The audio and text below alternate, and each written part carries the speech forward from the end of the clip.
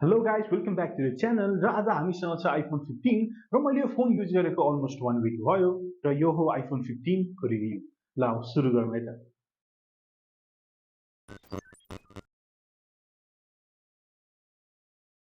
अब एप्पलले चाहिँ हरेक वर्ष आफ्नो आइफोनको लाइनअपलाई अपग्रेड गर्ने गर्दछ र धेरै मान्छेहरूले चाहिँ हरेक वर्ष अपग्रेड गर्नु नै पर्छ भन्ने छैन, किनभने यो अपडेटहरू चाहिँ एकदमै इन्क्रिमेन्टल हुने गर्दछन् र यसले गर्दाखेरि चाहिँ तपाईँले हरेक वर्ष अपडेट गर्नु हो भने चाहिँ खासै धेरै डिफरेन्स चाहिँ भेट्नुहुन्न है त। तर iPhone 15 चाहिँ iPhone 14 भन्दा धेरै नै राम्रो अपडेट हो जस्तो लाग्छ मलाई र त्यसको कारण चाहिँ म तपाईँलाई यो भिडियोमा बताउँछु।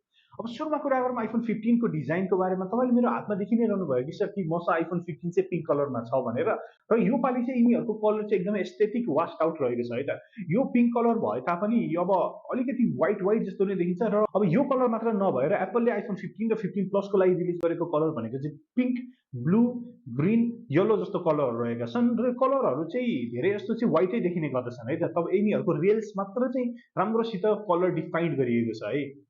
अब डिजाइनको बारेमा कुरा गर्नुपर्दाखेरि चाहिँ यो फोनको मोस्ट अपग्रेडेड फिचरको बारेमा कुरा गरौँ, जुन चाहिँ रहेको छ यो फोनको डिस्प्ले है त। यो फोनमा तपाईँले पाउनुहुन्छ सुपर रेटिना XDR को ओलेड डिस्प्ले, जसले सपोर्ट गर्नेछ HDR10 र डोल्बी भिजन। तर यो डिस्प्लेको मोस्ट एक्साइटिङ फिचर भनेको चाहिँ यसको ब्राइटनेस रहेको छ, जसको नर्मल ब्राइटनेस चाहिँ 1000 निट्स रहेको छ भने यसको पिक ब्राइटनेस चाहिँ 2000 निट्ससम्म जान्छ है त। अब 2000 निट्स भनेको चाहिँ एकदमै राम्रो डिस्प्ले हो, किनभने 2000 निट्स डिस्प्ले गर्दाखेरि चाहिँ तपाईँ बाहिर सनी डेमा निस्किनु भयो भने पनि घाम चर्को लागेको बेलामा पनि तपाईँलाई डिस्प्लेमा कन्टेन्ट हेर्नको लागि गाह्रो हुँदैन। अब यो डिस्प्लेमा पाउनुहुन्छ तपाईँले प्रिभियसली 14 र 14 प्रो म्याक्समा हामीले देखेको डाइनामिक आइल्यान्ड, जसले गर्दाखेरि चाहिँ तपाईँको युजर इन्टरफेस चाहिँ एकदमै प्रिमियम हुनेछ है त। अब प्रिभियसली हामीले यो डाइनामिक आइल्यान्ड चाहिँ iPhone 14 प्रो र 14 प्रो म्याक्समा मात्र देखेको थियौँ भने योपालि चाहिँ एप्पलले डाइनामिक आइल्यान्ड चाहिँ 15, 15 प्लस, 15 प्रो र 15 प्रो म्याक्स सबैमा इन्क्लुड गरेको छ है त। अब यो डिस्प्लेमा डाइनामिक आइल्यान्ड भए तापनि यो डिस्प्लेको एउटा डिसपोइन्टिङ कुरो भनेको चाहिँ यसको रिफ्रेश रेट रहेको छ, जुन चाहिँ अहिलेसम्म 60 हर्ज मात्र छ है त। अब हामीले मार्केटमा यो प्राइस पोइन्टमा अरू कुनै पनि एन्ड्रोइडको अफरिङ हेऱ्यौँ भने चाहिँ सबैले 120 हर्ज डिस्प्ले दिन्छन् भने एप्पलले चाहिँ 120 हर्जको डिस्प्लेलाई प्रोमोसन डिस्प्ले भन्ने गर्दछ र प्रो भनिसकेको फिचरलाई चाहिँ एप्पलले अब चाँडै चाहिँ आइफोनको लाइनअपमा ल्याउँदैन जस्तो लाग्छ मलाई। प्रोमोसन डिस्प्ले चाहिँ आइफोन प्रोहरूको लागि मात्र रिजर्भ हुन्छ जस्तो लाग्छ मलाई है त। फ्युचरमा पनि iPhone 15 को डिजाइन त स्लिक छँदैछ, तर मलाई अर्को यसको एउटा मनपर्ने फिचर भनेको चाहिँ यसको साइड रेल्सहरू रहेको छ, जुन चाहिँ एल्युमिनियमले बनेको छ है त। अब मैले previously iPhone 12 pro, 13 pro Max, 14 pro र प्रो म्याक्सहरू चलाउँदाखेरि चाहिँ त्यसमा चाहिँ मेटलको रेल्सहरू पाउँथ्यौँ भने हामीले चाहिँ जहिले पनि नर्मल आइफोनहरूमा चाहिँ एल्युमिनियमको रेल्सहरू पाउँछौँ, जुन चाहिँ मलाई लाग्छ मेरो पर्सनल ओपिनियनमा चाहिँ एकदमै स्टाइलिस र प्रिमियम देखिन्छ जस्तो लाग्छ। तर योपालि त हामीले 15 प्रो र 15 प्रोमा त टाइटेनियमको फ्रेम्सहरू देखिसकेको छौँ है। त्यही पनि यो एल्युमिनियमको फ्रेम चाहिँ मेरो one of the favourite part रहेको छ है। अब हामीले प्रिभियस iPhone 12, 13, 14 हेर्नु पर्दाखेरि चाहिँ उनीहरूको ब्याक चाहिँ ग्लसी रहने थियो है। उनीहरूको ब्याक चाहिँ अलिकति टल्किने, अलिकति फिङ्गरप्रिन्ट समात्ने जस्तो रहेको छ भने यसले चाहिँ यो ब्याक चाहिँ म्याट भएको कारणले फिङ्गरप्रिन्ट यसमा केही पनि देखिँदैन है, स्मजेसहरू केही पनि देख्दैन। मैले चाहे मेरो स्किन ओइली होस्, मेरो फिङ्गरप्रिन्टहरू ओइली होस् भने केही पनि समात्दैन है त यसले। अब यो म्याट फिनिसको साथसाथै तपाईँले एप्पलको प्रोप्राइटरी अर्को एउटा फिचर पाउनुहुन्छ जसको नाम हो सेरामिक सिल। त्यसले गर्दाखेरि चाहिँ आइफोनहरू आजकल फ्रेजाइल हुँदैन है त। अब सेरामिकले बनेको यो बडी भनेर एप्पलले एडभर्टाइज त गर्छ, तर अहिलेसम्म हामीले त होल्डअपै गरेको देखेछौँ भने iPhone 15 प्रो र प्रो म्याक्सको एउटा क्रिटिसाइज मान्छेहरूले गरेका भनेको चाहिँ टाइटेनियमको बडी भएको कारणले चाहिँ iPhone 15 प्रो र प्रो म्याक्स चाहिँ अलिकति फ्रेजाइल हुन पुगेका छन् भनेर हामीले सुनेका छौँ। तर हामीले यो सेम कम्प्लेन चाहिँ iPhone 15 र 15 प्लसमा चाहिँ सुनेको छैनौँ। अब iPhone 15 र iPhone 15 प्लसलाई ड्राइभ गर्ने छ एप्पलको प्रोप्राइटरी चिप A16 ले। यो चिप चाहिँ अहिलेको तुलनामा पनि एकदमै पावरफुल रहेको छ, खास गरी हामीले एन्ड्रोइड कम्पिटिटरहरूलाई हेर्नु पर्दाखेरि चाहिँ यो चिप चाहिँ अहिलेसम्म पनि A16 कम्पिटिटरहरू भन्दा चाहिँ 2-3 वर्ष अहेडै रहेको देखिन्छ है त।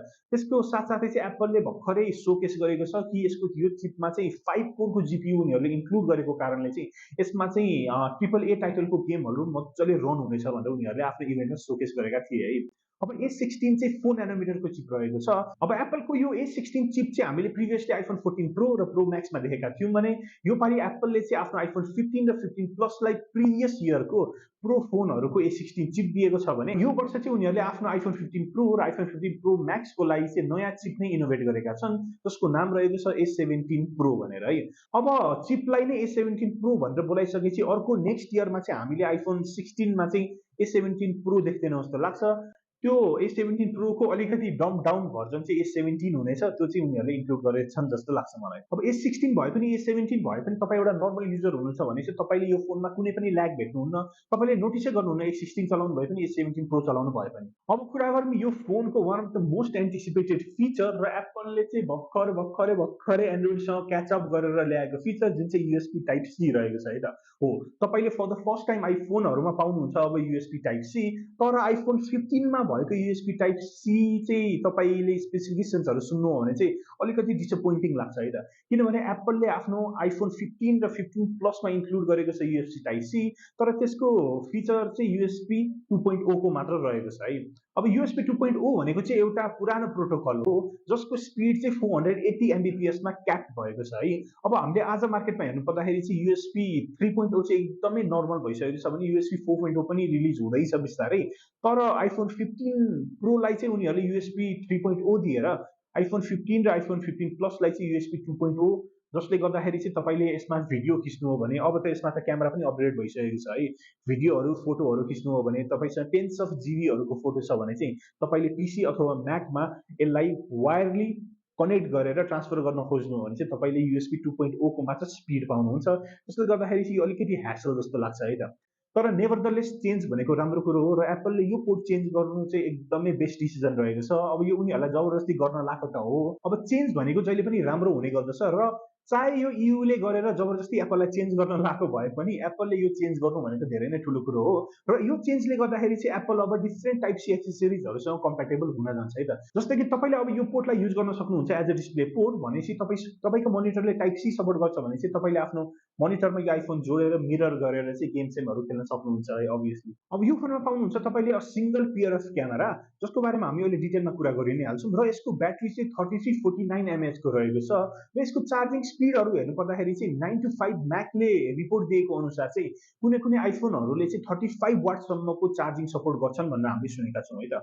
अब स्पेसिफिकली कुन मोडलले कति वाट सपोर्ट गर्छ भनेर चाहिँ हामीलाई थाहा भएन, तर एडभर्टाइज अनुसार हेर्नु पर्दाखेरि चाहिँ एप्पलले भनेको छ कि आइफोन 15 चाहिँ तपाईँले 30 मिनट्समा 50% चार्ज गर्न सक्नुहुन्छ भनेर, र मेरो टेस्टिङमा पनि मैले 30 मिनट्समा 50% नै चार्ज देखेको छु 20 वाटको चार्जर युज गरेर, र यसमा चाहिँ म्याक्सेफ पनि इन्क्लुड भएको छ जसलाई युज गरेर चाहिँ तपाईँले यो फोनलाई 15 वाटमा चार्ज गर्न सक्नुहुन्छ। अब यो फोनको अरू फिचरहरूको बारेमा कुरा गर्नु पर्दाखेरि चाहिँ यो फोनमा तपाईँले पाउनुहुन्छ स्याटेलाइट कनेक्टिभिटी, जुन चाहिँ हामीले प्रिभियसली आइफोन 14 को लाइनअपमा देखिसकेका छौँ।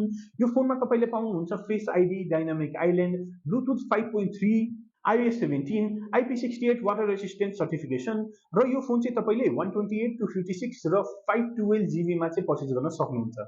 अब कुरा गरौँ एप्पलले सबैभन्दा धेरै एम्फेसिस गर्ने एउटा फिचरमा, जुन चाहिँ तपाईँलाई पनि एकदमै इम्पोर्टेन्ट हुन सक्छ है त। अब धेरै मान्छेले एप्पलको किनोट हेर्नुको कारण र धेरै मान्छेले आइफोन पर्चेजै गर्नुको कारण चाहिँ आइफोनको यो फिचर रहेको छ, जुन चाहिँ आइफोनको क्यामेरा हो है त।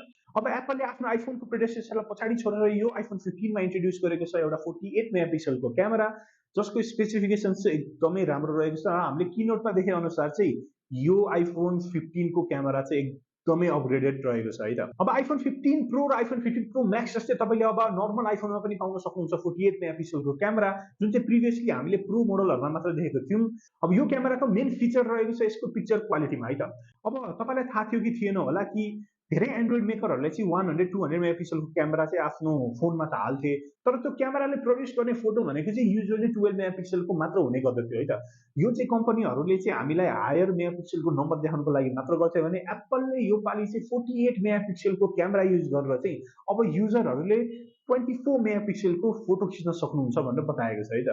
अब हामीले 48 मेगापिक्सलको क्यामेरा त आइफोन 14 प्रो र आइफोन 14 प्रो म्याक्समै देखिसकेका थियौँ, तर तपाईँले अब आइफोन 15 को होल लाइनअपमा भएको 48 मेगापिक्सलको क्यामेरा युज गरेर 24 मेगापिक्सलको पिक्चर क्लिक गर्न सक्नुहुन्छ है त, जसले गर्दाखेरि चाहिँ तपाईँको फोटोमा चाहिँ धेरै नै डिटेलहरू एड हुनेछन् र फोटोको कन्ट्रास्ट लेभलहरू सबै चाहिँ एकदमै राम्रो हुन जान्छ। अब आइफोन 15 मा इन्ट्रोड्युस गरेको एप्पलले अर्को एउटा नयाँ फिचर भनेको चाहिँ तपाईँले कुनै पनि फोटो क्लिक गर्नुभयो र त्यो फोटोमा चाहिँ एउटा सब्जेक्ट छ, फर इक्जाम्पल कुनै मान्छे छ, कुनै डग अथवा क्याट छ भने चाहिँ आइफोनले चाहिँ त्यो पिक्चरको डेप्थ इन्फर्मेसन पनि अब रेकर्ड गर्नेछ, र यो कारणले गर्दाखेरि चाहिँ तपाईँले फोटो खिचिसक्नु भएपछि चाहिँ आफ्नो क्यामेरा रोलमा गएर चाहिँ तपाईँले फोटोको एपेचरहरू घटाउन बढाउन सक्नुहुन्छ, आफ्नो नर्मल फोटोलाई पनि अब पोर्ट्रेट मोडमा कन्भर्ट गर्न सक्नुहुन्छ। अब यो फिचर चाहिँ मलाई एकदमै राम्रो लाग्छ, किनभने हरेकचोटि फोटो हतारमा खिच्नु पर्दाखेरि खिच्दाखेरि चाहिँ कहिलेकाहीँ पोर्ट्रेट मोडमा गएर खिच्नै बिर्सिन्छ क्या।